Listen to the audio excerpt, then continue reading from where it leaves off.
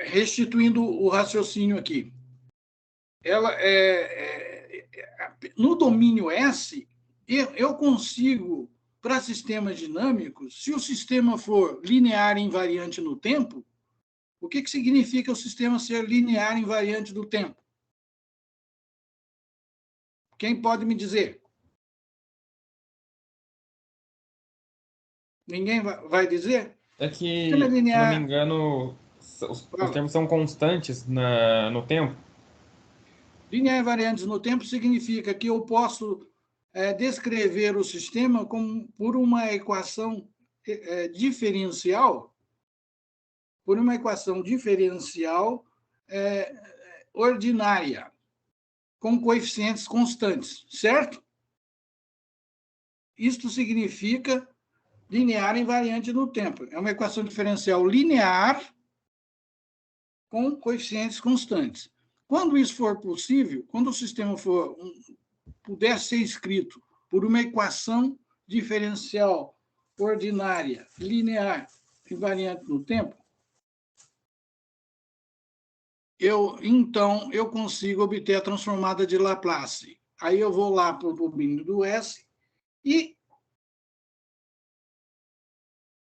obterei, se eu conhecer a saída e a função de transferência, eu obtenho a saída simplesmente fazendo um produto, uma multiplicação. Então, é uma operação algébrica, significa isso.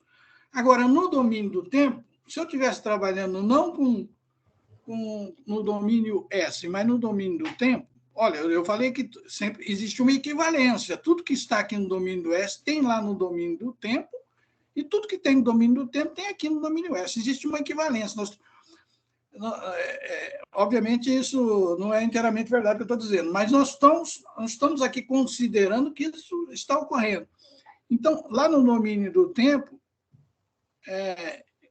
se eu conhecer a entrada, uma função do tempo, o zinho de t, que é a entrada, no caso aqui, seria xzinho de t. Vamos falar no domínio do tempo agora. Se a minha entrada aqui é xão de S, a minha entrada no domínio do tempo é o xzinho de t. No domínio do tempo, se eu conhecer o xzinho de t, e se eu conhecer o gzinho de t, certo? Que é equivalente a g de S aqui, para eu obter o yzinho de t, eu teria que fazer, não posso fazer uma multiplicação gzinho de t vezes xzinho de t. Não vou obter yzinho de t. Eu teria que fazer, lá no domínio de t, o que é chamado resolver uma integral de convolução. Seria uma integral para tal indo de menos infinito até mais infinito, de gzinho de t menos tal, x de tal de tal. É uma operação muito mais complicada. Muito mais complicada de obter a saída do que a que eu estou vendo aqui nessa transparência, onde simplesmente eu faço uma multiplicação. Então, essa é a vantagem de vir para aqui, para o domínio S. Eu obtenho a saída, conhecida a entrada e a função de transferência, simplesmente multiplicando. Agora, quando eu fizer essa multiplicação, obter a saída, conhecer o yzão de S, obviamente, para eu saber, o que interessa para nós não é o yzão de S, e sim o yzinho de t. O engenheiro quer ver como é que é a saída no domínio do tempo. Então, aí eu tenho que fazer uma transformada inversa de Laplace, né? Onde eu pego esse yzão de S e faço a transformada inversa de Laplace para obter o yzinho de t. Vamos para frente, por favor. Claro. Seja o sistema linear invariante no tempo dado pela seguinte equação diferencial ordinária. Está aí, ó. Isso aqui é um sistema linear invariante no tempo. E essa aqui é uma equação diferencial ordinária. Ela é constituída da soma de alguns termos. O primeiro termo aqui, o A0, é uma constante, multiplicado por D elevado a N, y. O que significa esse d elevado a n y? Significa o seguinte, o d aí é um operador diferencial. É o d a enésima derivada no tempo. O d elevado a n aqui representa a enésima derivada no tempo da variável, que variável? Y. Então, mais A1, o operador linear d elevado a n menos 1, y, assim sucessivamente até a n menos 1, dy, mais a ny. Então, esse é o lado esquerdo desta equação. Você vê o sinal de igual aqui no final. O lado esquerdo desta equação é a soma de termos envolvendo as derivadas em relação a y. Y o que é? Saída para nós, né? Então, como eu estou no domínio do tempo, quando eu estou falando em equação diferencial, eu estou no domínio do tempo. Por isso que a variável y aparece minúscula aí, ó. E do lado direito, o que eu tenho? Do lado direito dessa expressão, eu tenho também uma soma de termos semelhantes, mas que envolve a variável de entrada, x. Então, é B0, B1, assim, BM-1 e BM são constantes, né? São constantes aqui, e o d elevado a m é a mésima derivada de x no tempo. D elevado a m-1 é a m-1ésima derivada da variável x no tempo, assim sucessivamente. O d está explicado aí. O d é o operador d dt. Então, essa expressão é isso. Quando eu tenho essa expressão aqui, é possível fazer transformada de Laplace.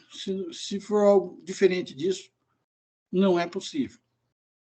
Então, yzinho minúsculo é a saída, x é a entrada do sistema, a função de transferência deste sistema é obtida tomando-se a transformada de Laplace de ambos os lados, considerando condições iniciais nulas. Isso é importante também. A transformada de Laplace, ela pressupõe a função de transferência. Quando eu obtenho a função de transferência, estou pressupondo que as condições iniciais do sistema sejam nulas, né? Aí, então, eu vou obter uma expressão semelhante a essa que está embaixo aí, z de s igual y de s sobre x de s, onde eu tenho aqui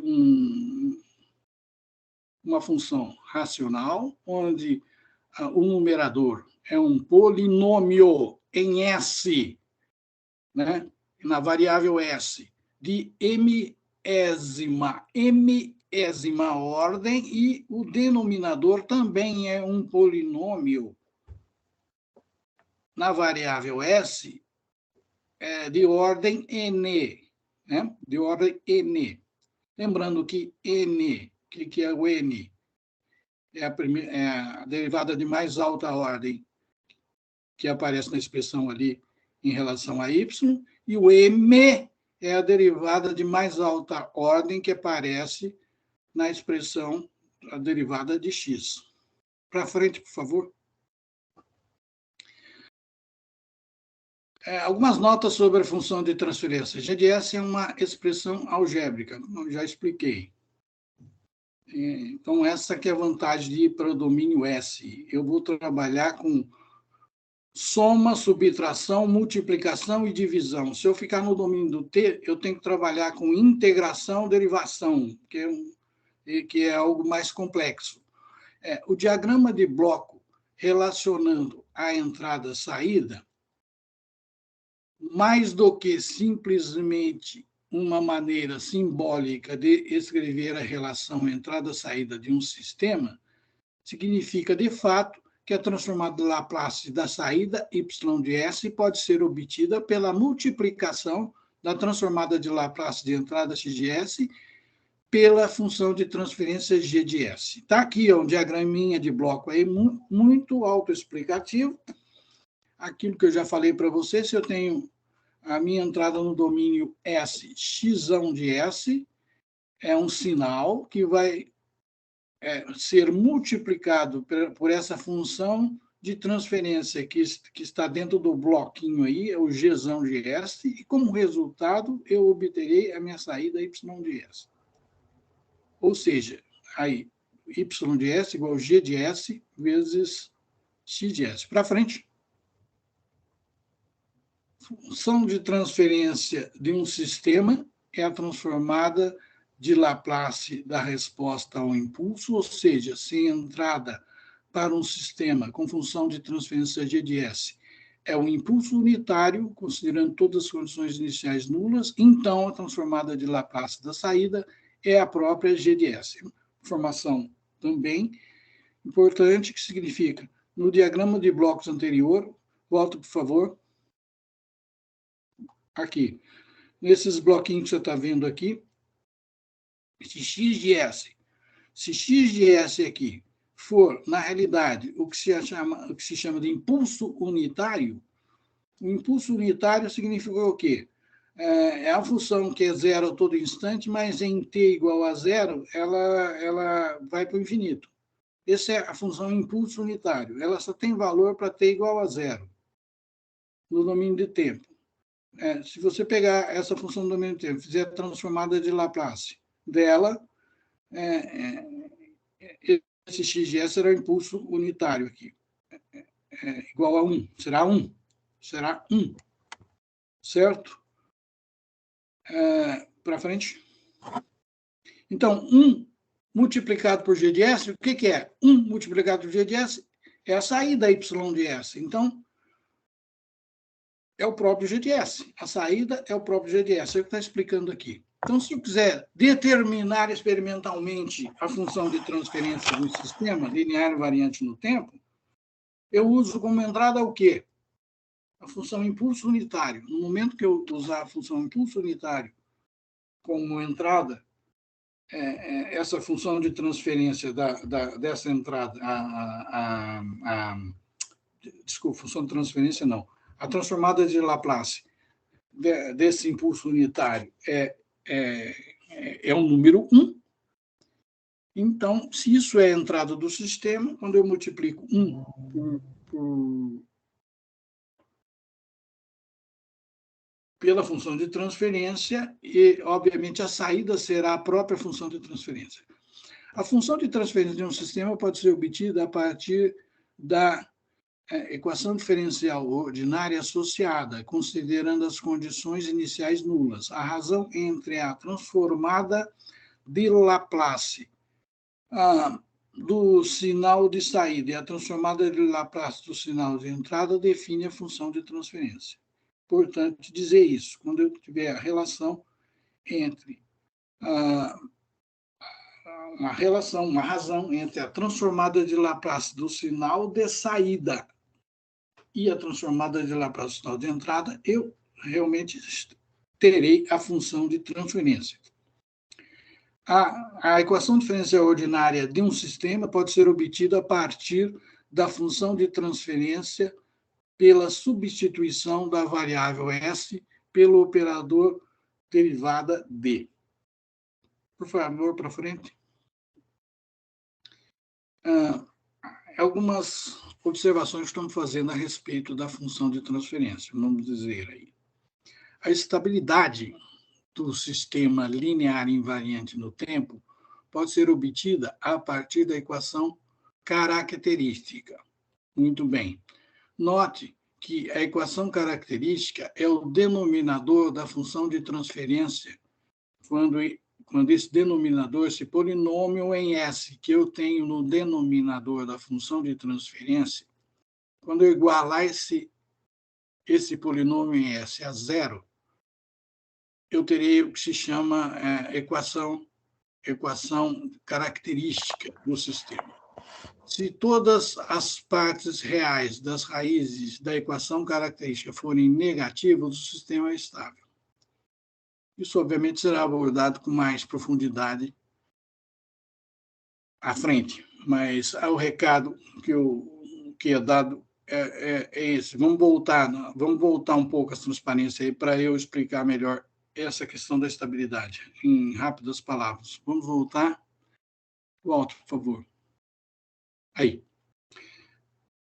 Olha aí embaixo essa última expressão, G de S igual Y de S sobre X de S, é uma relação entre dois polinômios que eu já disse para você, um no numerador de mésima potência de S e um no numerador de nésima potência de S.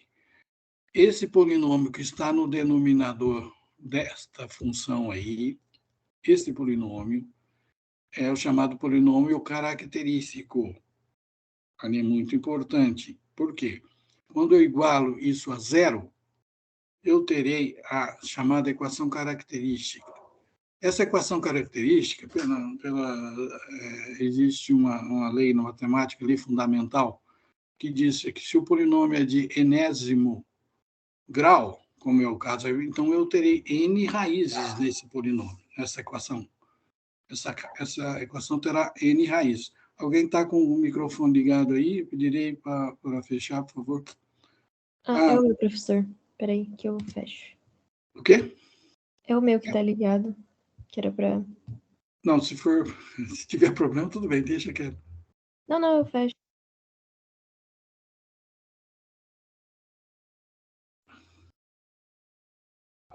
Bom, muito obrigado aí, viu, Letícia, né? Bom, então eu terei n raízes. Olha bem, uma coisa importante. O sistema será estável, o que significa? Nós na engenharia, em qualquer aplicação, mesmo fora da engenharia, a gente quer que o sistema que nós estamos trabalhando seja estável. O que significa ser estável? Dada uma entrada limitada, se essa entrada obviamente vai gerar uma saída limitada. Né? Eu não quero que o sistema seja excitado, que a entrada do sistema seja uma entrada limitada, ou seja, limitada à medida que o tempo passa, essa entrada ela vai manter constante ou tender para zero.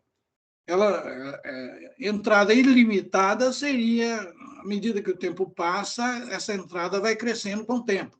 Então, isso seria uma entrada ilimitada. Isso é ruim, né? Mas, considerando que esse sistema tem uma entrada limitada, a saída deve ser limitada. Isso significa ser estável. Vamos lá para frente. Então, não, deixa aí um minutinho. Volta, por favor. Isso. Significa o quê? Quem me diz que o sistema é estável ou não? É exatamente, gente, as raízes deste polinômio que está no denominador. Olha que coisa impressionante. Esse polinômio que está no denominador, as raízes podem ser reais ou complexas. Mas a parte real, para o sistema ser estável, a parte real de todas essas raízes, das N raízes que tem aqui, a parte real tem que ser negativa. Este é o requisito que tem que ser cumprido. Todas as raízes desse polinômio característico, da equação característica, deve ter, as N raízes devem ter parte real negativa. Vamos para frente. Aí o sistema é estável. Vamos para frente. Aí. As raízes do denominador da função de transferência são os polos. Outra palavrinha mágica também que em controle, toda hora a gente está esbarrando com ela. Eu falei polos, o que é? Exatamente essas raízes que estão no denominador da função de transferência. E as raízes do numerador da função de transferência são chamados zeros do sistema. Especificando os polos e zeros do sistema, determina-se a função de transferência, a menos de uma constante, geralmente representada por K, denominado fator ganho do sistema. Então, é isso. quando eu conhecer todos os polos e zeros do sistema, que são os valores de S que me anulam o denominador e os valores de S que me anulam o numerador, eu conheceria a função de transferência, a menos de uma constante, que é essa constante K maiúsculo, que eu denomino como fator ganho, que é o ganho do sistema. Para frente. Exemplos. Vamos dar um exemplo que nada mais claro que um exemplo, para explicar aquilo que já foi dito. Considere a equação diferencial ordinária. Põe essa equação diferencial ordinária aí. dy mais 2y igual dx mais x. Então, é uma equação diferencial ordinária. Olha, gente, uma coisa muito importante quando aparece uma equação diferencial é você tentar classificar essa equação diferencial, certo? Olhando para essa equação aí, dy mais 2y igual dx mais x. Eu vou fazer algumas perguntas, vamos ver na tentativa de tentar classificar o que é isso. Primeiro, essa equação aí, na matemática, é uma equação o quê? Algébrica, diferencial, o que ela é? Diferencial. Uma equação diferencial. Então, uma equação algébrica, o resultado é um número, é um escalar. E na equação diferencial, o resultado é o quê? Uma função. Uma função do tempo. Né? No caso aí, o yzinho aí está representando uma função do tempo, que é a minha saída do sistema. E o xzinho de t é a entrada do sistema. Muito bem. Essa equação... Então, já sabemos que é uma equação diferencial. Agora, outra pergunta que eu quero fazer. É uma equação diferencial ordinária ou parcial? Ordinária. Por que é uma equação chamada uma equação diferencial ordinária? Está escrito aí, ó, EDO, equação diferencial ordinária. Por que ela é chamada equação diferencial ordinária? Porque ela só depende do tempo. Depende de uma variável apenas. Quando a equação diferencial depender de uma variável apenas, certo? Ela é chamada equação diferencial ordinária. Muito bem. Porque não precisa ser exatamente o tempo, né? Pode ser o espaço, por exemplo, também, né? Ela poderia depender... o espaço unidimensional, né? Eu estou dizendo, quando a equação depende de apenas uma variável, quando quando o y aí, no caso, depender apenas de uma variável, é chamada equação diferencial ordinária. Certo. E, no caso aí, qual que é esta variável? Como é que é chamada esta variável? Variável independente. Independente. Muito bem. No caso, qual que é a variável independente aí? É o t, o tempo, né? Certo? Muito bem. Então, já sabemos que é uma equação diferencial ordinária, certo? Agora, outra pergunta. Qual é a ordem desta equação diferencial ordinária? É a primeira ordem. Primeira ordem por quê? Que as derivadas delas são todas de primeiro grau, primeira ordem. Quando você olha na parte da esquerda, na expressão à esquerda, a derivada de mais alta ordem que aparece aí é a primeira ordem, certo? dy. O d é exatamente d dt. Então, é dy dt, d minúsculo y, d minúsculo t. dy dt. Então, é a primeira ordem, a primeira derivada. Então, por isso que é chamada primeira ordem. É uma equação homogênea ou não homogênea?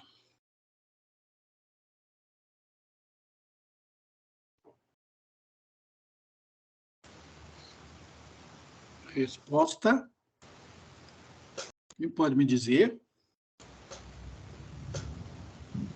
ela é homogênea ou não homogênea? Ela será homogênea se o lado direito agora, veja bem o lado direito, por isso que está separado. O lado esquerdo diz respeito à saída.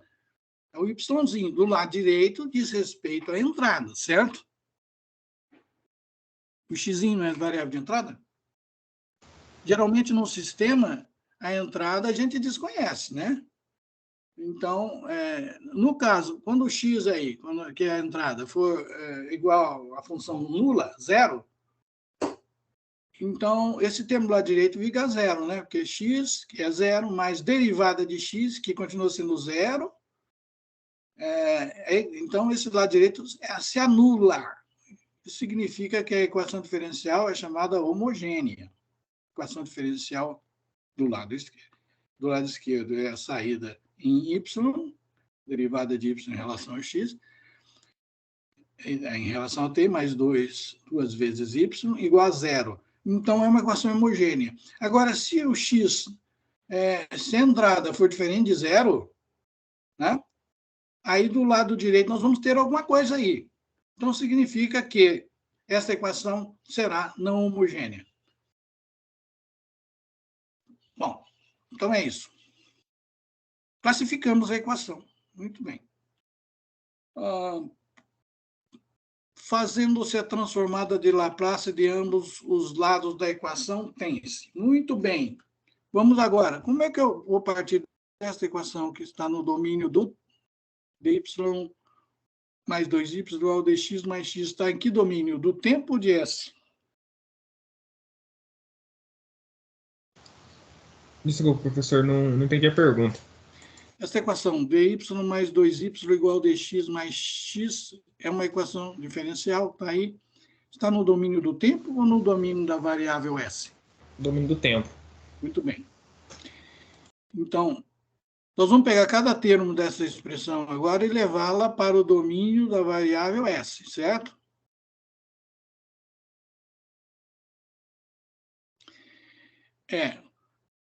Então, vamos fazer a transformada de Laplace em cada termo. Em cada termo, nós temos dois termos do lado esquerdo, em dy mais 2y, e dois termos do lado direito, dx mais x. Vou pegar cada termo e fazer a transformada de Laplace desse termo. dy, ó, dzão yzinho.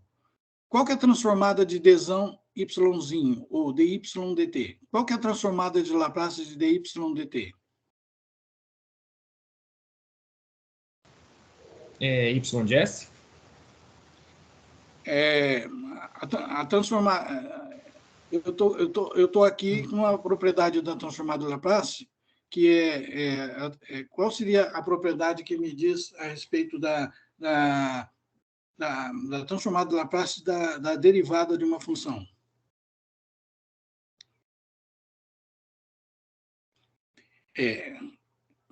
Essa função dy dt aqui, quando eu fizer a transformada de Laplace, ela é derivada de uma função y, certo?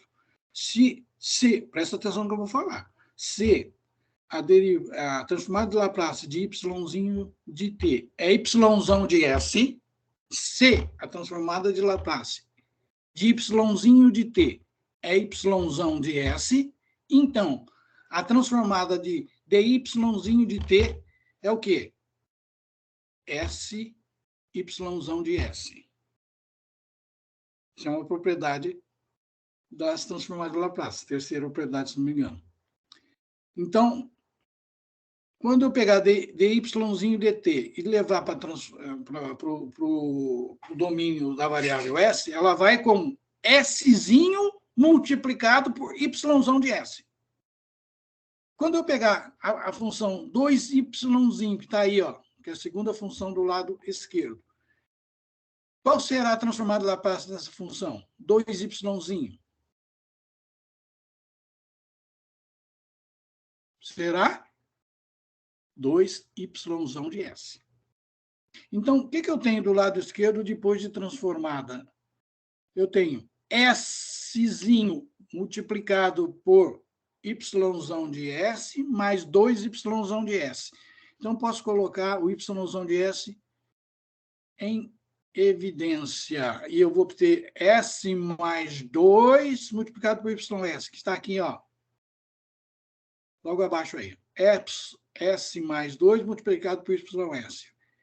Esse é o resultado da transformada de Laplace de dy mais 2y. E do lado direito, o que eu tenho? Dx mais x. É a mesma coisa. Qual é a transformada de Laplace de dx dt? Px dt, ou d vezão x. Vezão x. Qual é a transformada de Laplace? É S que multiplica x de S. S que multiplica x de S. Qual é a transformada de Laplace de x? É o x de S. Então, eu tenho aqui, colocando o x de S em evidência, eu tenho S mais 1. Está aí, ó, do lado, na expressão de baixo, eu tenho, do lado direito, sinal de igual, S mais 1, x de S. Então, o que eu obtive? Qual que era a minha... Eu estou sendo repetitivo, gente, porque uma coisa é importante. Qual que era a minha equação no domínio do tempo? Dzão y mais 2y igual dzão x mais x. Qual que é a minha equação agora no domínio S? A mesma equação, mas agora no domínio S. S mais 2 que multiplica ys igual a S mais 1 que multiplica x de S.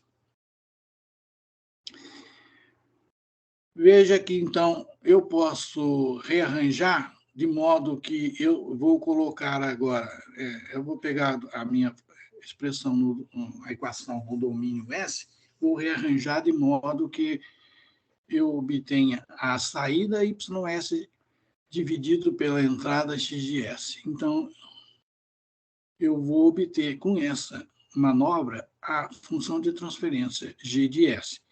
Será ys dividido por x de S, que é igual, então, dois polinômios, do lado de cima é S mais 1, do lado de baixo S mais 2. Compreenderam o que eu fiz aqui? Alguém tem dúvida? É hora de perguntar. Agora.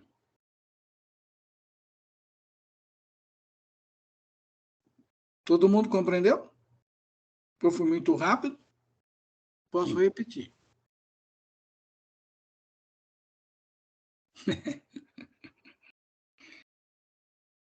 Bom, eu acabei de explicar para vocês que, partindo de uma equação diferencial no domínio do tempo, uma equação diferencial que nós, inclusive, classificamos ela aqui, é uma equação diferencial ordinária de primeira ordem,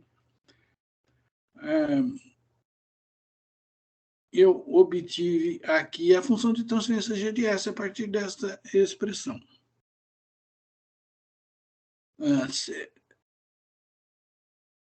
Agora eu vou fazer o caminho inverso.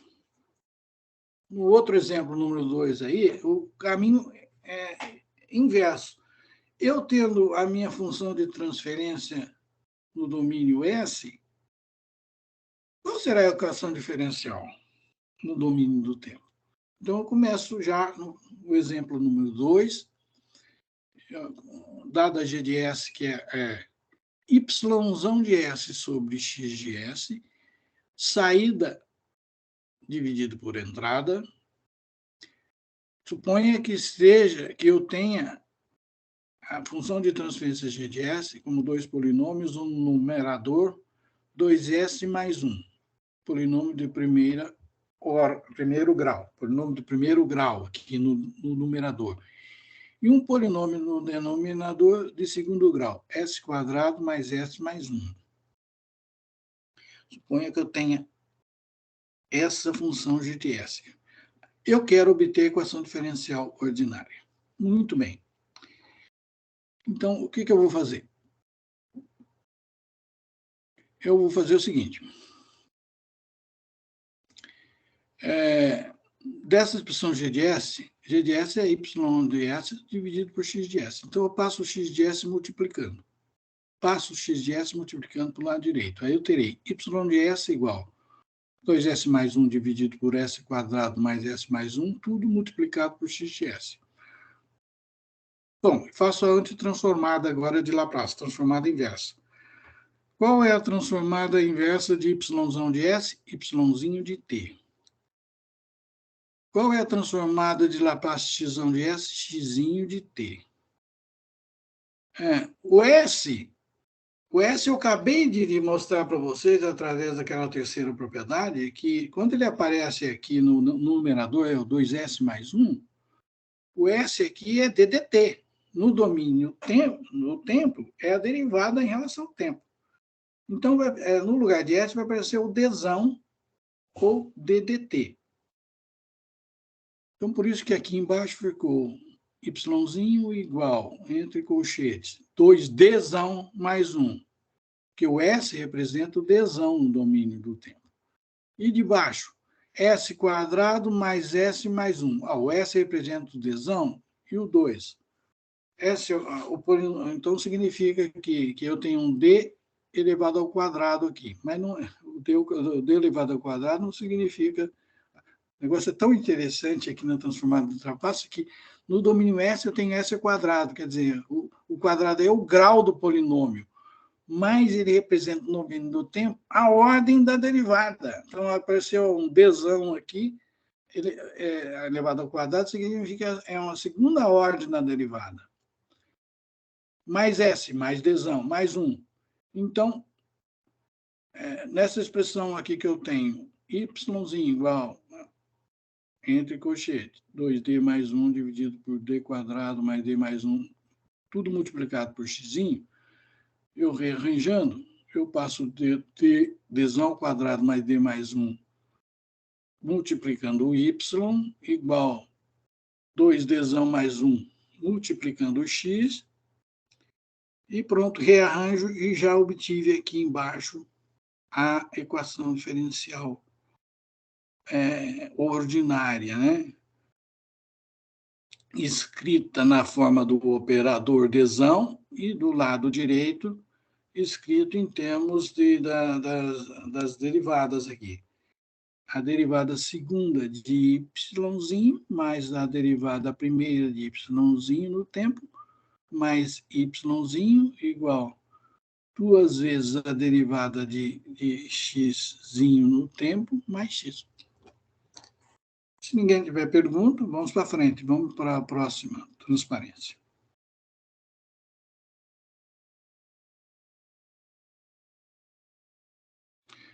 Considere... Vou ver aqui. Considere a função de transferência Ks mais A sobre S mais B, S mais C.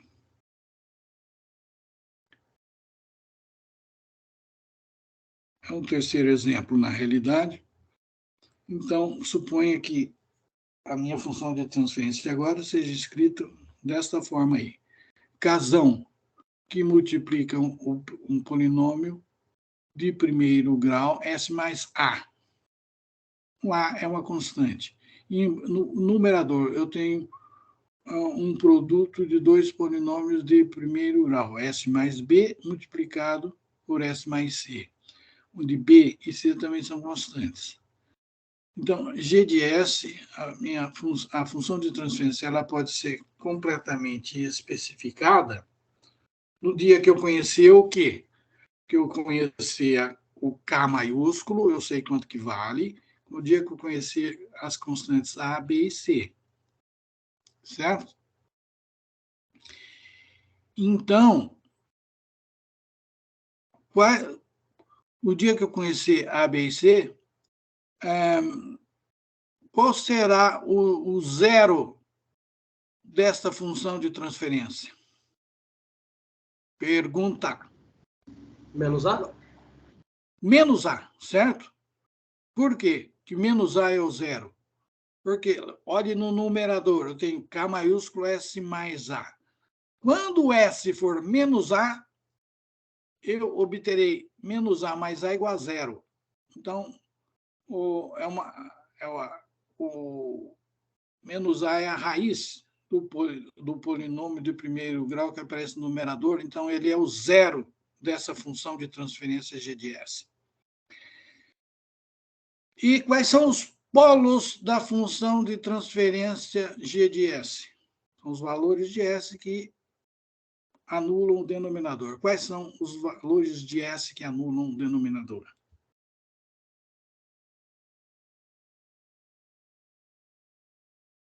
Pergunta.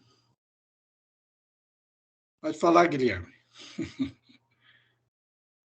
Os valores que são os polos? Menos B, menos C. Muito bem. Quando o S for menos B, repare que aqui o primeiro fator que eu tenho aqui no denominador é o S mais B. Quando o S for menos B, esse fator é zero. Então, significa que o menos B é um polo da função g de S. Mas o menos C também é um polo. Por quê? Quando eu substituir S por menos C, o segundo fator que está no denominador de g de S também é zero. Então, eu tenho dois polos aqui nessa função de transferência e um zero, certo? Muito bem, vamos para frente. Fator de ganho também é uma coisa a ser determinada. Podemos ir para frente ou acabou? Podemos. Muito bem aí. Vamos mais um exemplo. Considere o sistema massa-mola amortecedor. Do lado direito é um sisteminha massa-mola amortecedor. Muito bem. Considerando que a força viscosa é proporcional à velocidade encontre a função de transferência. Eu tenho uma mola cuja constante é K. Obviamente, uma mola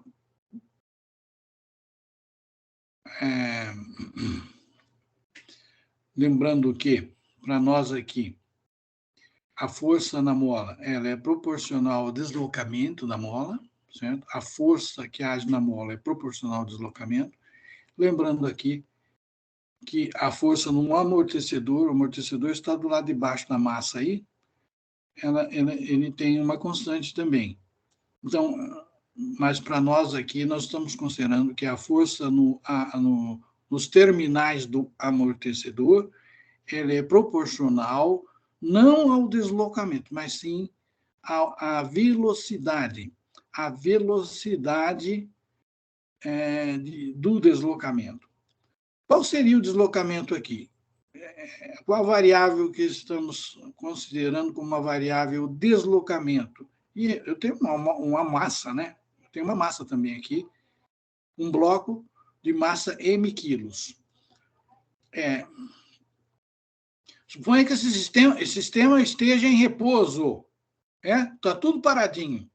Aí eu venho e aplico uma força. Se o sistema está em repouso, certo? Significa que a força da mola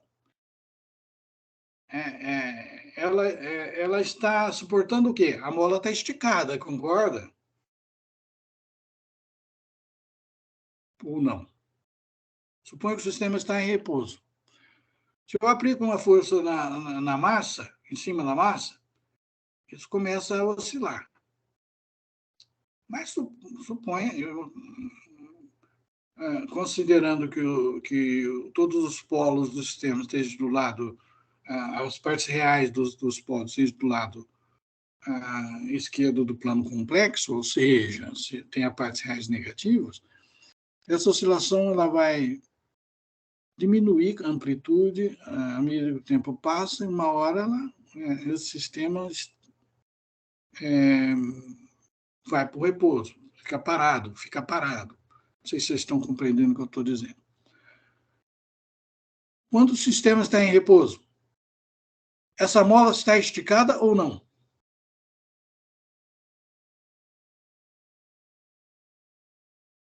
Da sua condição inicial. Está a mola lá no espaço, sem nenhum contato entre os terminais. Ela está na posição, ela não está nem comprimida, nem esticada. Mas no momento que eu penduro uma massa na ponta dela, obviamente essa mola vai esticar. Ela esticando, ela faz uma força no sentido de cancelar o peso. Então, em repouso, a mola está esticada a uma certa quantidade de deslocamento que, como ela está presa no teto, significa que a força gerada por essa quantidade de deslocamento inicial está cancelando a força peso. Qual é a força do amortecedor sobre a massa? É zero, porque o amortecedor ele só exerce uma força na massa se ele tem velocidade. Ele não tem velocidade nenhuma, ele está parado. Então, em repouso, o peso, devido a essa massa aí, que é o mg, está sendo cancelado pela força da mola, que está realizando uma força exatamente igual ao peso, o mg, para cima, enquanto o peso age para baixo. Bom, se tiverem dúvida, é só interromper aí. Bom, então, nessa situação de repouso, x igual, eu vou estabelecer que xzinho minúsculo é igual a zero. Saiu do repouso, se a massa for para cima ou para baixo, o x vai adquirir valores positivos ou negativos, respectivamente. Bom, veja bem que essa figurinha que está do lado direito aí, como é que eu chamo essa figurinha aqui? Esse sistema, primeiro, de acordo com os nossos estudos, é um sistema de que natureza? Olha quantas perguntas que eu tenho que fazer. Me diga, que natureza esse sistema é? Mecânica. Mecânica. E disse que aconteceu. Ai. Tá bom. Natureza mecânica. Eu falei para você que o sistema tem natureza mecânica quando as entradas são sinais mecânicos. Considerando que a minha entrada aqui é força, né? É uma força que eu vou aplicar em cima da mola. Até agora, nessa figura aí, não está indicada nenhuma força aplicada em cima da mola. Esse X que está aí, ele está significando o deslocamento da massa a partir do repouso.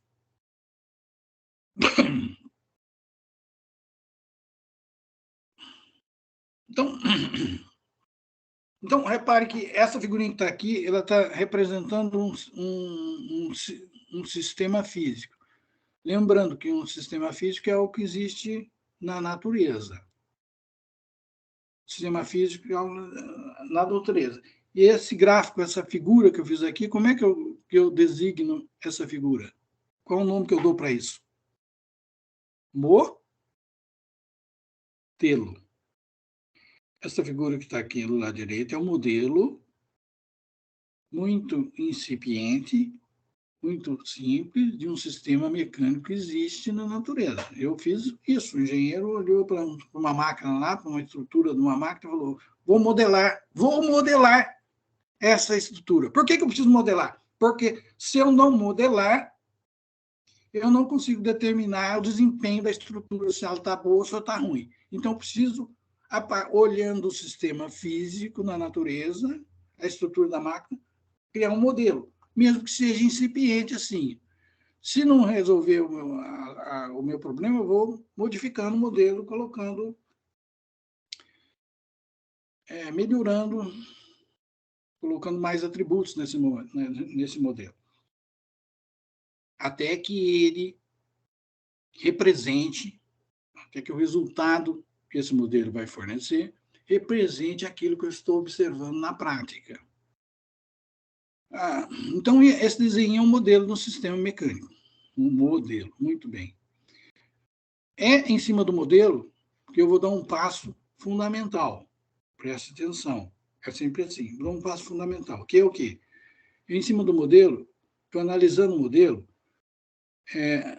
baseado agora nas leis da física. É por isso que eu preciso conhecer física, é por isso que o profissional de nível superior, quando vai para fazer uma universidade, ele é um profissional de nível, está se tornando um profissional de nível superior. Então, por quê? Ele é um capaz devido ao conhecimento que ele vai adquirir nos 2 primeiros anos, principalmente, que é o cálculo, a geometria analítica, e etc. Esqueci o nome da outra disciplina. É que ele vai conseguir dar esse passo que eu estou falando aqui, partir do modelo para as equações do movimento, chama equações do movimento, ou equações que descrevem o sistema. Porque se ele não obter equações que descrevem o sistema, seja em qualquer campo da ciência, meu filho, ele é um sujeito, um tremendo de um chutador. E a graduação dele não valeu para nada. Essa que é a verdade. Porque ele foi formado para ser um analista de sistema. Analista de sistema. Analista de sistema sempre passa por isso. Eu crio um modelo do sistema que eu estou observando. A partir do modelo, eu crio o quê? Eu obtenho o quê? As equações que descrevem o movimento do sistema que eu estou observando. Mas, para descrever essa equação do movimento, eu preciso conhecer física. Por isso que eu tenho física A, B, C e D na faculdade. Por quê? Porque senão eu não consigo dar esse passo. Então, é aqui, a partir do modelo, que eu vou dar o passo agora. O que eu preciso fazer? Qual lei? É movimento. Certo? Lei do movimento mecânica. Dinâmica. Qual que é a lei? Qual que é a lei que mexe com isso? Primeira, segunda, terceira lei de Newton. É o que a gente conhece. Tá? A gente trabalha com as leis de Newton. Então, tem que conhecer as leis da mecânica de Newton. Primeira, segunda, terceira leis. A primeira lei todo o corpo quer permanecer em movimento retilíneo uniforme ou em repouso. Essa é a primeira lei de Newton. Todo o corpo quer permanecer em movimento retilíneo uniforme ou em repouso. Essa é a lei da inércia. Segunda lei. Aqui está representada a segunda lei. MA é igual ao somatório de F. Não é bem isso a segunda lei. Não é MA. A segunda lei diz que é massa vezes o MA MA. A segunda lei de Newton não diz isso, mas isso aqui a segunda lei de Newton diz que a derivada no tempo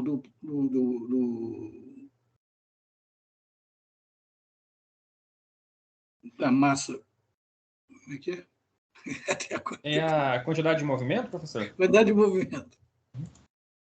Exatamente. Derivada da quantidade de movimento, que é igual ao somatório das forças externas que agem no corpo. No caso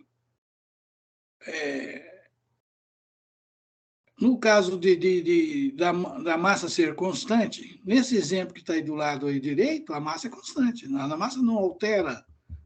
O que é a quantidade de movimento? É mv. Massa vezes velocidade.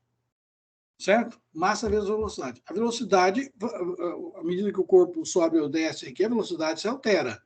Mas a massa não se altera. Então, P, o vetor P, que é a quantidade de movimento, vetor P, que é a quantidade de movimento, é igual a massa multiplicada pelo vetor V. O Newton falou o seguinte: se eu pegar esse vetor P, que é a massa multiplicada pelo vetor V, se eu derivar esse mv no tempo, o que acontece? Eu obtenho todas as forças, a força líquida sobre o corpo. Somatório de todas as forças externas que estão agindo sobre o corpo. Certo? Isso funciona aqui. Pode não funcionar bem perto de Júpiter, de Saturno. Não funciona. Mas para nós aqui funciona. Por quê? Perto de corpos muito massivos, esta lei não funciona. Mas para nós aqui funciona. Por que não funciona lá? Porque os experimentos que Newton fez foram aqui na Terra, não se conhecia a teoria da relatividade de Newton, né? Que é influenciado pela quantidade de massas que estão nos rodeando. Então, tem uma série de coisas aí. Mas, para nós, Nós aqui vamos trabalhar com a lei de Newton, que funciona para nós. Por isso que nós estamos usando esta lei aqui. Preciso de uma lei do movimento. E a lei que eu vou usar é a lei de Newton. Bom, mas a massa é constante. Ah, é? Então, a derivada de P, que é m vezes v, o m pode ser tirado para fora. Então, vai ficar m vezes a derivada de v. O que é a derivada de v no relação? Derivada da velocidade e aceleração. Por isso que aqui está escrito ma. Esse azinho aqui deveria ter uma setinha em cima, porque é um vetor, né? E o f também. Mas o fato é o seguinte, como o movimento dessa massa ele só pode ser dado numa direção, então eu posso usar apenas as magnitudes dos vetores, os módulos do vetor, por isso que esse A é um vetor, mas estou usando apenas o módulo desse vetor aqui. Por quê? Porque a direção do movimento dessa massa não se altera. Então, por isso, as forças e acelerações e velocidades estão sobre a mesma direção. Então, eu posso usar apenas os módulos desses vetores, o módulo da velocidade, o módulo da aceleração, o módulo da posição. E o que foi feito aqui, e o que está escrito nessa expressão ao lado aí, M é igual a somatória de F, somatória das forças externas. Bom, como diz, aqui também está um pouco, está errado. O que eu falei é o seguinte, eu estou usando aqui os slides do professor Ijar, tem algum errinho aqui. Por exemplo, X, ele estava indicando X como o deslocamento, mas a hora de ele escrever a expressão aí na última linha, repare que ele usou Yzinho. Então, na realidade, mais X? Não, peraí, será que eu estou...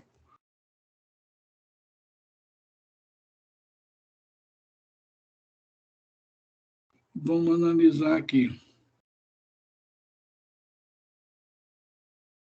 Não, realmente está errado. Vamos então escrever essa expressão, MA igual somatória de F. Massa, conheço aqui, é um Mzinho. Vamos deixar Mzinho como sendo uma massa, uma constante aqui, né? A, o que é o A?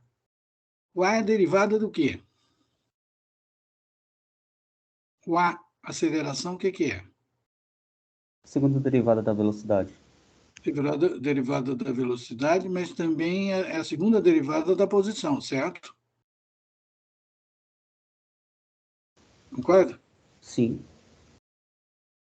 Então, aqui na expressão de baixo, deveria estar escrito MT2. Se X é a minha posição, aqui deveria ter escrito MD2X DT2. Ele escreveu Y. Concorda? Uhum. Sim. Então, se X é posição, aqui deveria estar escrito MD2X DT2. Bom, então já escrevi o lado esquerdo de M é igual a somatória de F. E o lado direito? Quais as forças que estão agindo aqui no nosso modelo? Suponha que seja que a partir do repouso, eu começo a agir uma força externa sobre essa massa aí, F minúsculo. Então, uma força F minúsculo empurrando essa massa para baixo. Certo? E quando essa força começa a agir, empurra a massa para baixo, o deslocamento X já deixa de ser zero. Ele já tem algum valor. No repouso, X é igual a zero. Mas quando eu aplico uma força F sobre a massa, eu desloco a massa. No deslocar, X também desloca. Então, X deixa de ser zero.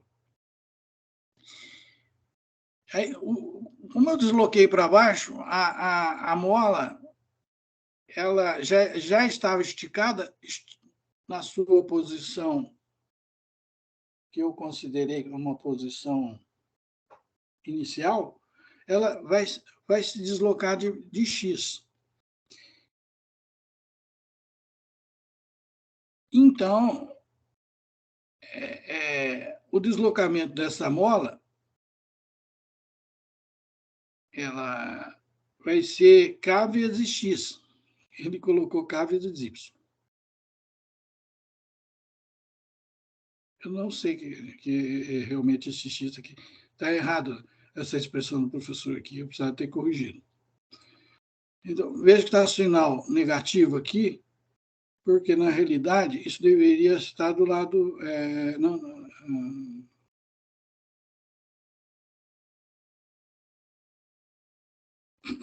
Não. E realmente faltou F. Faltou F, porque na força externa. Gente, vocês me desculpem, essa expressão que está realmente errada. Faltou a força F.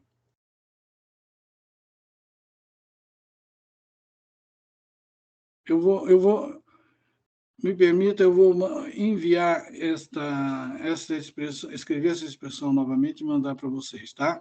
Mas está errado aqui. Está errado. A somatória das forças F é F para baixo. Força para baixo eu considero negativa. Quando a mola estiver esticada, então ela está puxando a massa para cima. De quanto? Fx. Então, aqui teria, na realidade, aparecer Kx, ao invés de Ky, porque estou considerando que x é o deslocamento. Poderia ter considerado y, porque y é sempre a saída do sistema, então, se considera y a saída, então, menos ky aqui está correto. Menos ky aqui está correto.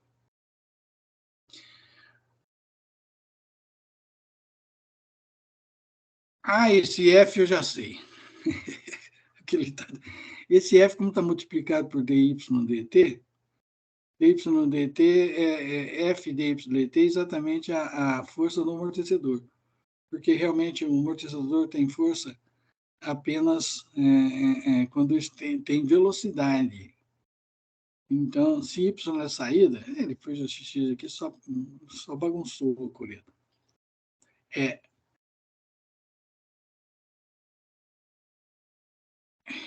Na realidade, ele está considerando o x aqui como a força inicial. Ele devia ter considerado, no lugar de F, C, que a gente geralmente nós usamos a constante de uma mola igual a K minúscula, a constante de amortecedor igual a C. Então, aqui seria menos C dy dt menos K y mais F, onde esse F seria, então, a força. Então, reestruturando aqui, vamos já dizer para vocês, do lado direito, do lado esquerdo, essa expressão vai ficar m d2y dt2, m vezes a derivada segunda no tempo da posição, derivada segunda no tempo da posição é a aceleração. A aceleração também é derivada primeira no tempo da velocidade, então está certo, m vezes d2y dt2, de acordo com a segunda lei de Newton, massa vezes aceleração. Do lado direito, as forças que agem no sistema. Ao invés de x, se F minúsculo é a força que está agindo na massa, se F minúsculo é a força que está agindo na massa, se C é a constante do amortecedor, então aqui eu tenho menos Czinho dy dt menos K vezes Y mais F. Pronto, terminado. Podemos ir para frente. Fazendo transformada de Laplace em ambos os lados daquela equação diferencial, eu terei a transformada de Laplace de M de 2y, o d ao quadrado aqui, operador d elevado ao quadrado, significa que S é o polinômio S ao quadrado, vai ficar ms ao quadrado, y, transformada de Laplace de yzinho, yzão de S, a transformada de f de y, lembrando que f aqui ele está considerando como aquela constante do amortecedor, é f vezes S vezes yzão de S, e a transformada de Laplace de K vezes yzinho é K yzão de S. Então, substituindo nos termos, eu terei isto aqui, ms ao quadrado mais fs mais K, tudo multiplicado por y de S igual a x de S. E a função de transferência é encontrada como saída sobre entrada, ys sobre x de S. Nessa expressão vai ficar 1 sobre ms ao quadrado mais fs mais K. Para frente. E mais um outro exemplo, também ligado ao movimento. Eu quero saber o seguinte, vocês tem alguma dúvida aqui agora, como obteve esse último exemplo? Tem alguma dúvida? Quer fazer uma pergunta? Vocês podem me contatar através de e-mail, façam sua pergunta agora, se lembrar. Bom, um outro exemplo aqui, acho que é o último dessa aula, que também trata de movimento. Mas, ao invés de movimento retilíneo, como foi o último exemplo, a massa tinha um movimento retilíneo. Nós estamos tratando agora de movimento rotacional de uma inércia J. Então, é um eixo girando. Certo? Nesse caso, esse desenho que está aqui, na direita, mostra uma inércia J, um eixo girando. Ele mostra que esse T maiúsculo aqui seria um torque, é um torque externo que está fazendo com que esse eixo gire. Um eixo que adquire uma velocidade angular, radianos por segundo, ômegazinho. E o SFzinho aqui ele está usando, eu demorei para entender o exercício anterior, mas o Fzinho aqui ele está usando como coeficiente de atrito viscoso. Suponha que exista um atrito aqui que está agindo contra o movimento e esse atrito tem um coeficiente viscoso F. O que significa coeficiente viscoso? Atrito viscoso é o atrito que é proporcional à velocidade angular. Quanto mais rápido gira esse eixo, quanto mais rápido for a velocidade angular ômega, maior o atrito. Aumenta proporcionalmente. Certo? Então, a equação de Newton agora, segundo a lei de Newton, quando eu considero corpos girando, ela ao invés de ser m vezes a aceleração, ela vai ficar momento de inércia J, é uma propriedade de massa aqui, dado um eixo girando em torno de um eixo aí, dado uma massa girando em torno de um eixo, dependendo do eixo de giro, essa massa tem um momento de inércia, é uma propriedade de massa, que é a medida da distância que a massa está do eixo de giro multiplicado pelo raio de giração ao quadrado.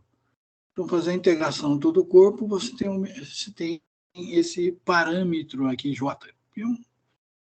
J vezes o alfa. O alfa aqui seria a aceleração angular. O A, aceleração retilínea, e o alfa seria a aceleração angular.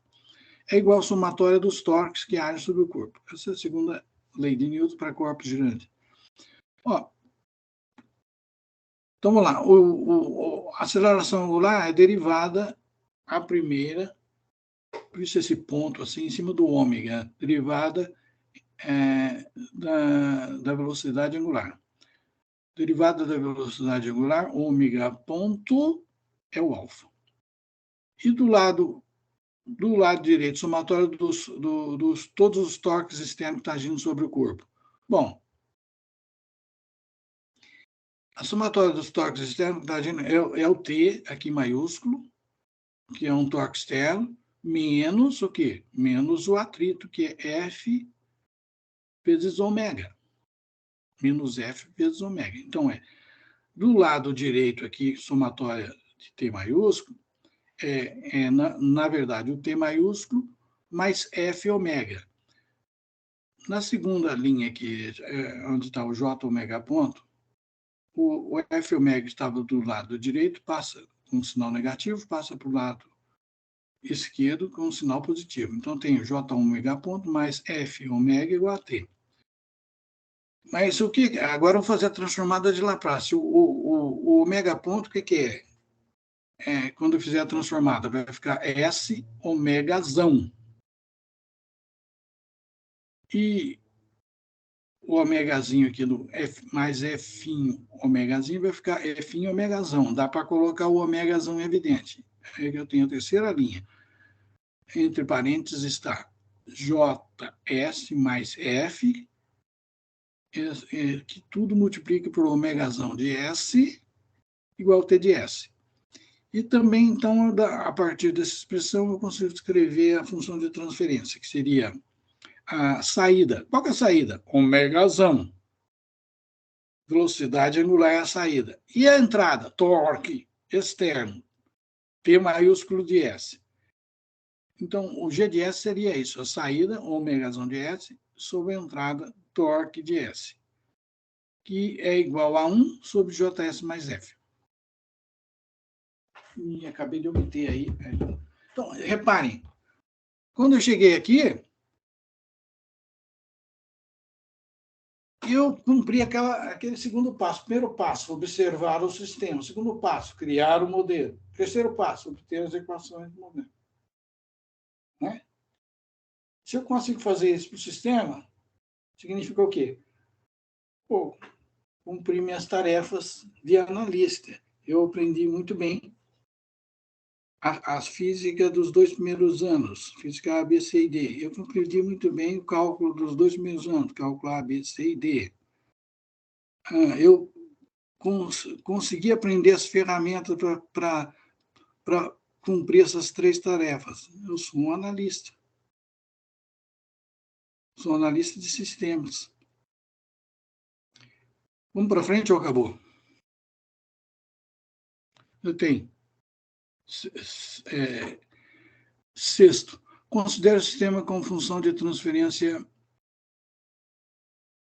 G de S, Y de S sobre X de S igual a 1 sobre S mais 1, S mais 2. Muito bem. Calcular o módulo e o ângulo de GJ ômega para ômega igual a 1. Bom, parece que está fugindo um pouco do... Bom, vamos lá. Tem uma função de transferência, acho que é um exemplo, né? Volta as transparências aí. Nós estamos vendo alguns exemplos, né? Esse foi o quinto, volta mais. Vai voltando. Quarto exemplo, terceiro exemplo, aí, começando a fazer exemplo. Vamos para frente, então, vai para o sexto exemplo. Aí.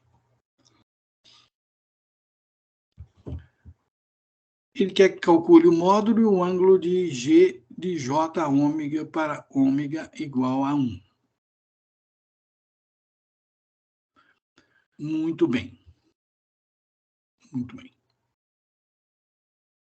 Bom, agora nós estamos entrando num campo aqui que é, na realidade, resposta em frequência. Por quê?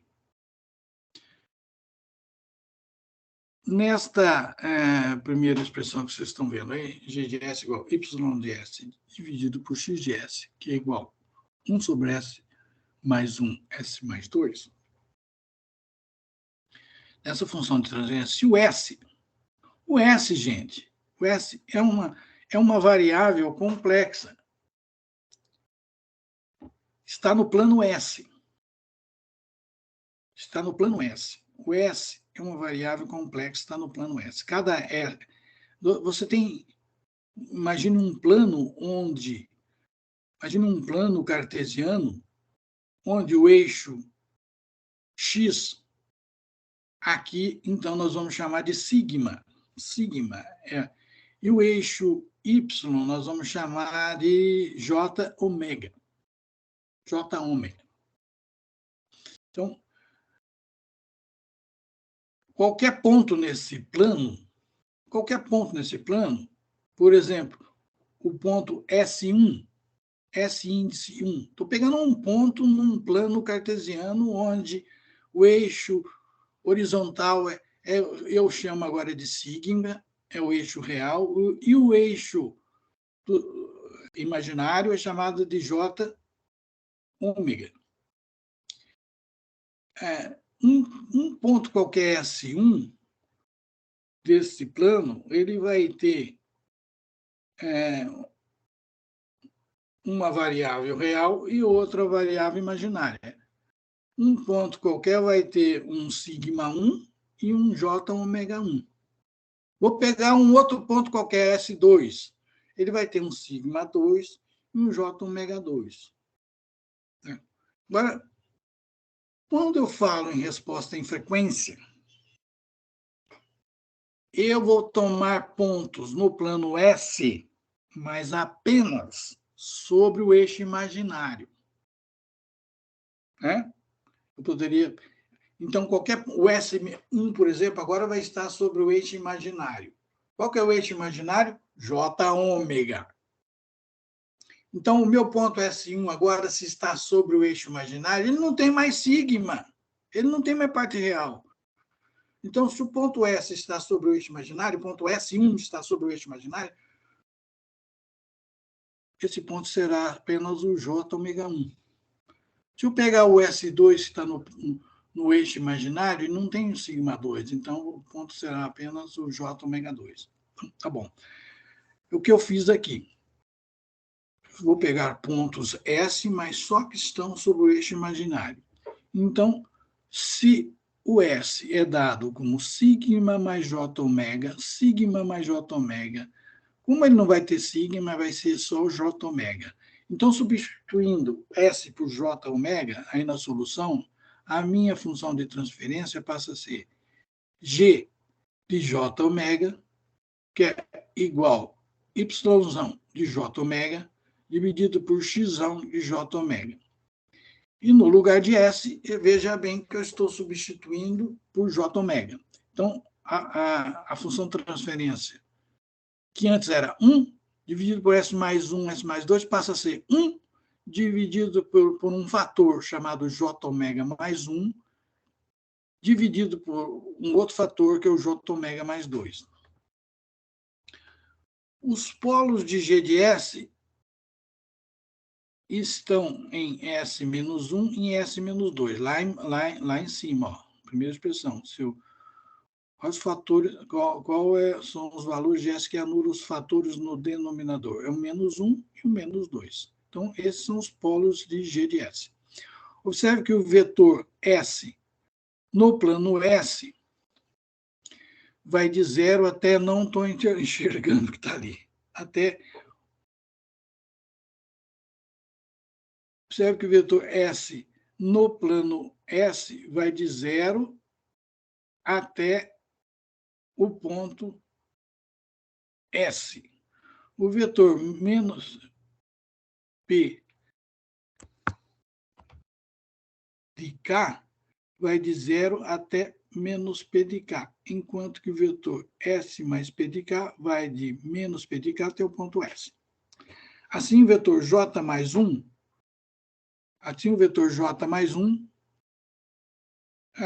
vai de menos 1 até J. E o vetor J mais 2 vai de menos 2 até J. Veja a figura a seguir. Aí, está representando aqui o que está dito lá.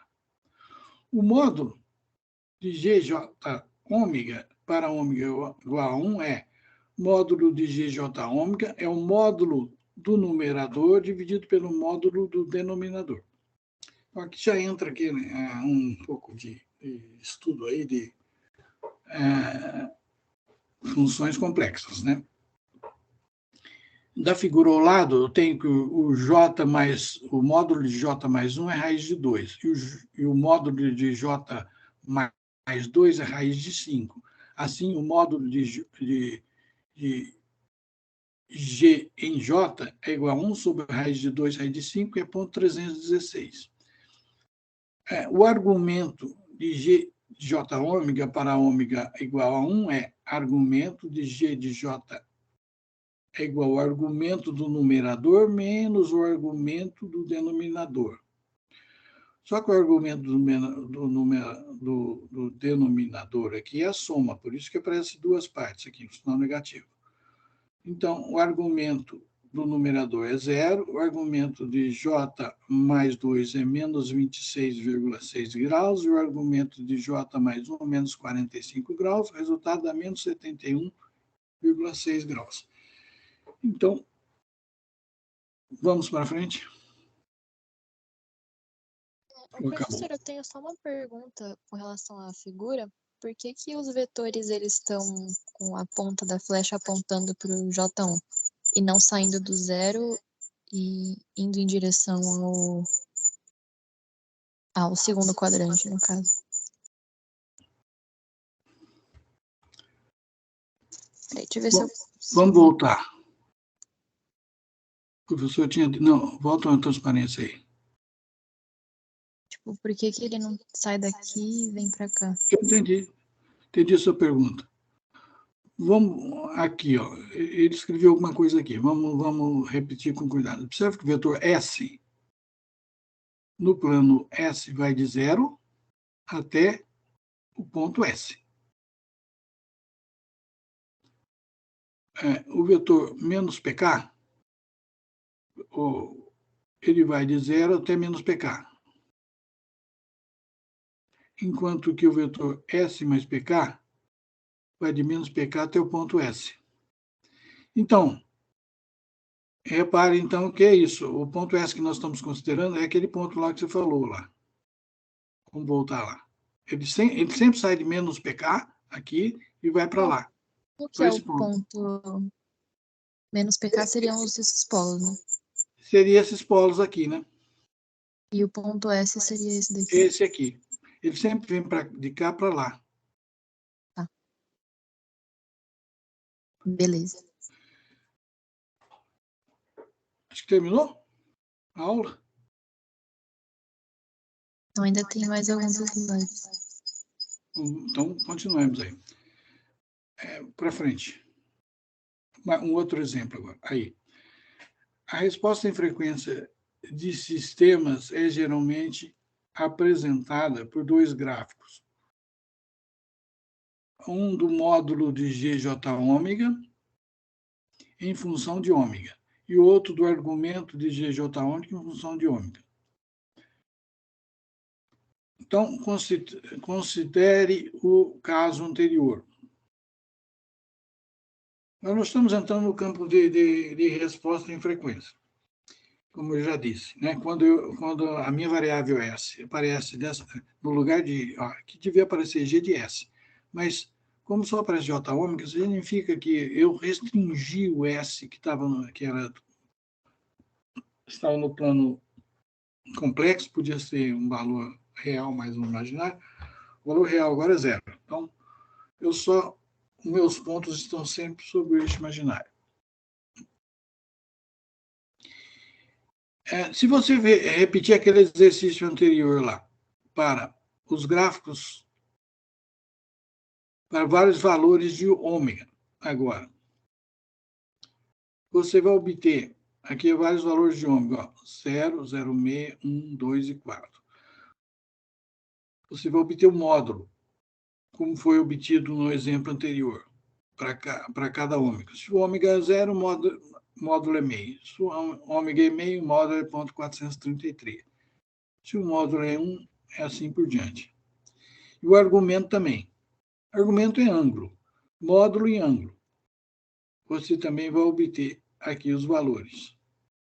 Com isso, é possível você traçar duas curvas, uma do módulo em função do ômega e outra do argumento em função do ômega. Vamos para frente? Vai aparecer a figura aí. Aí, tá vendo? Então, aqui eu consigo construir dois gráficos. Aqui, ó, esse primeiro gráfico, ó, o ômega está variando. O que significa o ômega variar? Eu estou andando em cima do eixo imaginário lá no plano S. Estou caminhando. À medida que o ômega aumenta, eu estou caminhando. A partir do zero aqui. Ó. Do zero em cima do eixo, eu vou lá. Ômega 1, ômega 2, ômega 3, assim por diante.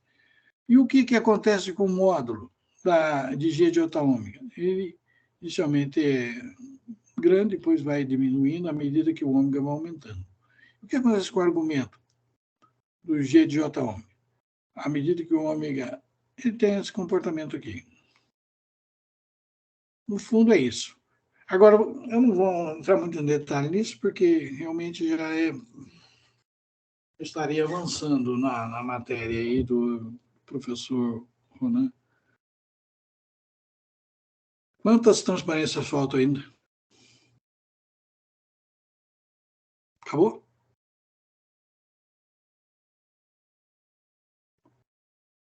Vamos lá. Está terminando, então. Faltam 3 slides, professor. A gente está nesse 16 agora, acaba no 19. Tá bom. Você já tem todos os PowerPoint aí que eu já enviei, né? Vocês podem agora estudar em cima deles. Então, a transformada de Laplace da resposta de um sistema contínuo tempo a uma entrada especificada é dada por y de s igual a g de s x de s, resposta temporal do sistema. Considerando todas as condições iniciais nulas, a transformada inversa é y de t, transformada inversa de g de s x de s. É a resposta no tempo y de t e pode ser determinada encontrando os polos g de s, x de s e avaliando os resíduos. Professor Marcelo já tinha tocado nesse assunto, nesses polos. Quando não há polos múltiplos, portanto, yt depende dos polos e zeros da função de transferência, bem como dos polos e zeros da entrada. Para frente. Resposta em frequência de um sistema contínuo no tempo. A resposta em estado estacionário de um sistema contínuo no tempo a entradas senoidais, exatamente. A resposta em frequência é o seguinte, a gente considera, dada uma entrada senoidal agora, a minha saída será senoidal, com amplitude diferente. Para o caso especial de um degrau de entrada de amplitude A, a transformada de Laplace da saída é essa aqui, ó. Quando, a expressão que eu sempre tenho é ys igual a g de s vezes x de s. X de s considerando a entrada e y de s considerando a saída. A função degrau unitário no tempo, se você pegar um degrauzinho, quer dizer, função degrau unitário no tempo, é a função que é zero para todo t negativo. Quando o t é positivo ou zero, essa função é igual a 1. É um degrauzinho mesmo. Zero todo instante para t negativo. Quando chega em t igual a zero, ela pula para 1 e se mantém igual a 1 para t positivo. Função degrau unitária. Se eu quero aumentar o patamar desse degrau, eu uso um A, uma amplitude A aqui, ó. Se A for igual a 2, então o degrau, em vez de ter o patamar 1, vai ter o patamar 2. Se o degrau é igual a meio, o degrau, em vez de ter o patamar 1, ele passa a ter o patamar meio. Esse A aqui, ele está dando a amplitude do degrau. Se o sistema é estável, pelo teorema do valor final, a resposta em regime é y de t tendendo a infinito é igual a de g de s tendendo a zero, ou a de g de zero. A amplitude do sinal de entrada é multiplicada por g de zero para determinar a amplitude de saída. G de zero é o ganho DC do sistema. Pode ir para frente? Observe que um sistema instável, como um integrador, g de S1 sobre S, uma resposta de estado estacionário nem sempre existe. Se a entrada para o integrador é uma função degrau, a saída é uma rampa, que é ilimitada. Por essa razão, às vezes se diz que os integradores têm ganho de DC infinito. A resposta de estado estacionário de um sistema estável a uma entrada U, igual a seno de ômega t, é dada por y infinito, né? Significa resposta em estado estacionário igual a, que multiplica o módulo de PJ ômega vezes seno de ômega t mais φ, onde módulo de PJ ômega é o módulo de P de J ômega, φ igual ao argumento de P de J ômega, e o número complexo P de J ômega é determinado de P de S, substitui S por J ômega. A saída do sistema tem a mesma frequência que a entrada e pode ser obtida multiplicando a magnitude de entrada por P de J ômega, deslocando o ângulo de fase de entrada por argumento de P de J ômega. Para frente? Acabou. A magnitude do módulo de P de J ômega e o ângulo argumento de P de J ômega para todo ômega definem a resposta de frequência do sistema. A magnitude módulo de PJ ômega é o ganho do sistema para entradas senoidais com frequência ômega. Bom, termina. Acabou, né?